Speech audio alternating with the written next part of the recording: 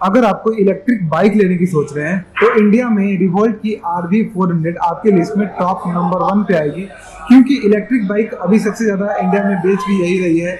और अगर आप लेने जाइएगा तो आपको पसंद भी यही आएगी, क्योंकि ओवर उसका साइज, डिज़ाइन, इसका जो रेंज है बैटरी का या फिर चार्जिंग टाइम है, सब कुछ आपको काफ़ी बेहतर मिलता है। तो आइए इसके बारे में डिटेल में बताते हैं और आपको दिखाते भी हैं कि कैसे बेहतर मिलता है। तो शुरुआत करते हैं इसकी बैटरी पैक से, जो कि इसकी माइलेज और रेंज को जो है डिफाइन करती है।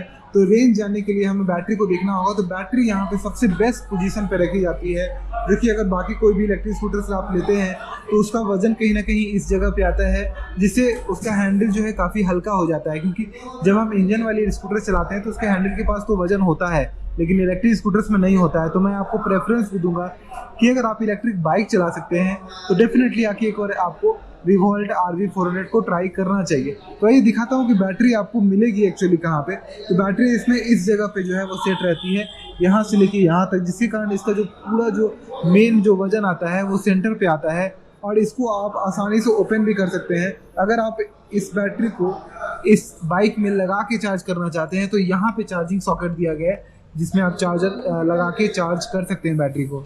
दूसरी चीज़ है, यहाँ पे हमें मिलता है बैटरी, जो कि इस तरीके से हमें ओपन करना होता है। तो यहाँ पे इसका चाबी लगता है, जिस चाबी को लगाने के बाद आप इसको कर सकते हैं। चलिए उसके आगे बढ़ते हैं हम। तो यहाँ पे जैसे आप देख रहे हैं कुछ स्पेस है, आप स्मार्टफोन ये सब रख सकते हैं यहाँ पे। उसके बाद अगर आप इसको हटाते हैं तो यहाँ पे आपको दिखाई दे देती है बैटरी, जो कि काफ़ी अच्छे साइज है, शेप में है। 45 AH की नॉमिनल कैपेसिटी है, रेटेड कैपेसिटी आपको 43 AH की मिलेगी, जो कि काफ़ी ज़्यादा बेहतर है। और इस तरह से बैटरी लगी रहती है। अगर आप सोच रहे हैं कि इस तरह से कोई बैटरी निकाल लेगा, तो नहीं, उसके बाद भी उसको MCB ऑफ करना होगा यहाँ पे, जो कि है। उसके बाद इस प्लग को निकालना होगा और यहाँ पे एक चाबी और लगती है, इसको भी फिर खोलना होगा, तब जाके आपकी बैटरी जो है वो बाहर आएगी। मैं आपको दिखा देता हूँ। इस तरह से कोई बैटरी हिलने वाली भी कोई भी समस्या नहीं है कि बैटरी हिलेगी या फिर कोई नॉइस करेगी अननेसेसरी, वैसी कोई भी बात यहाँ पे नहीं है। मेड इन इंडिया आप यहाँ पे देख सकते हैं। तो बैटरी भी रिवोल्ट RV 400 मॉडल के हिसाब से मिलती है आपको। ऐसा नहीं है कि कोई भी बैटरी को एडजस्ट करके स्टिकर साट के दे दिया गया है। इसके प्रॉपर डिज़ाइन के अनुसार इस बैटरी के डिज़ाइन को बनाया गया है। जैसा ये बाइक है वैसा ही डिज़ाइन आपको बनाया हुआ मिलता है। अगर आप नॉर्मल कहीं भी जाते हैं तो आपको एक मोटर मिलता है, जो कि आपके पहिए में ही सेट रहता है, जैसे जनरली आपने देखा होगा। अब धीरे धीरे कंपनियां जो है वो असेंबली मोटर देने लगी है, जो कि आपको रिवोल्ट में पहले से मिलता है। तो ये ड्राइव 10 असेंबली मोटर है, जो कि यहाँ पे लगी हुई है, जो कि आप देख पा रहे हैं। तो इस जगह पे ये लगी रहती है और इधर से यानी कि लेफ्ट हैंड साइड से हमारे बेल्ट से कनेक्टेड रहती है, जिससे राइडिंग एक्सपीरियंस जो है बिल्कुल बाइक जैसा होता है। और चैन का जो नॉइस भी होता है हमारे बाइक में, वो भी नॉइस कोई भी इस जगह पे आपको नहीं मिलता है। ये एक बेल्ट ड्राइव है, तो बेल्ट ड्राइव में ऐसा भी कोई प्रॉब्लम आपको नहीं दिखाई देगा। उसके आगे चलते हैं। तो रेंज कितना मिलेगा आपको, तो इसका स्पीड भी काफ़ी अच्छा आपको मिल जाता है। लगभग 80 से 90 के स्पीड में आराम से चलती है। लेकिन अगर आप रेंज बाउंड करने लगेगा, जैसे कि अगर इसको इको में आप चलाते हैं तो आपको 150 का रेंज देती है, मतलब माइलेज बोल सकते हैं इको मोड में। अगर आप इको मोड से आगे बढ़ते हैं, अगर आप थोड़ा सा सिटी मोड में चलाते हैं, जो कि यहाँ पे मैं आपको दिखाता हूँ ये कैसे होती है। तो तीनों मोड्स में अलग अलग आपको माइलेज शो करती है, जैसे कि आप चलाते हैं। तो जब आप इको में चलाते हैं इसको, तो इको में जैसे ही हम करते हैं आपको यहाँ पे दिखाई भी देगा कि ये कितना माइलेज शो कर रही है, दिखाई भी देगा कि ये कितना माइलेज शो कर रही है। तो इको मोड में आपका 140 माइलेज यहाँ पे शो कर रही है। कंपनी 150 तक क्लेम करती है 100% बैटरी में। उसके बाद अगर हम इसको करते हैं दूसरे मोड पे, जो कि हमारा नॉर्मल मोड है, तो माइलेज आपका 90 आ जाएगा। तो थोड़ा सा माइलेज जो है वहाँ पे घट जाता है, क्योंकि आप जो है एक अच्छे स्पीड में चलाने लगते हैं बाइक को 100% में। अगर हम इसको स्पोर्ट मोड में करते हैं तो वो 70 का माइलेज यहाँ पे आपको शो कर रहा है। कंपनी ऐसे 80 का क्लेम करती है, 70 यहाँ पे आपको शो कर रहा है स्पोर्ट मोड में, जो कि इसका तीसरा मोड है। बाकी बैटरी अभी भी आपको यहाँ पे 100% दिखाई दे रही होगी। जब आप चलाते हैं तो RPM मोटर इस तरह से दिखाई देती है। जो साउंड ऑन होती है वो यहाँ से इस तरह से जब हम क्लिक करते हैं तो हमें साउंड सुनाई देता है। बाकी सभी चीज़ एज नॉर्मल एज यहाँ पे आपको दिखाई देगी।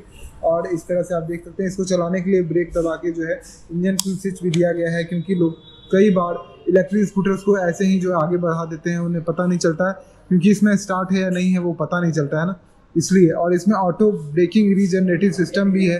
तो जब भी ये बाइक लॉक रहेगी तो या फिर आप ब्रेक लगाते हैं तो ब्रेक लगाने पे बैटरी जो है रिवर्स चार्ज होती है, जिसको यहाँ पे कंपनी ने लिखा भी है कि जब भी आप ब्रेक लगाते हैं तो उसके बाद जो है वो रीजनरेटिव सिस्टम है। Regenerative, each time you use the disc brake, the brake system send some energy back to the battery, the more you brake the longer you stay charge. तो बैटरी आपकी जो है वो चार्ज भी रहती है, उसको एक मतलब एनर्जी मिलती है एक तरह से बोल सकते हैं ब्रेक लगाने से। तो ब्रेक लगाने से कोई यहाँ पे जो है प्रॉब्लम नहीं होने वाली है, वो हम बोल सकते हैं।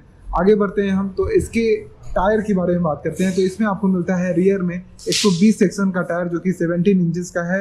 नाइलो ग्रिप जैपर सीरीज़ के आपको टायर्स मिलते हैं, और आप देख सकते हैं ग्रिप काफ़ी अच्छी आपको यहाँ पे दिखाई देगी, जो कि जनरली इलेक्ट्रिक स्कूटर्स और बाइक में नहीं दिखाई देती है। बाकी इसका साइज 120 सेक्शन का ये टायर है, मैंने आपको दिखाया। आगे में भी आपको इसी तरह स्पोर्ट्स टायर और स्पोर्ट्स डिजाइन के अलॉयल्स आपको दिखाई देंगे। दोनों में ही डिस्क ब्रेक ऑप्शन यहाँ पे आपको मिलता है।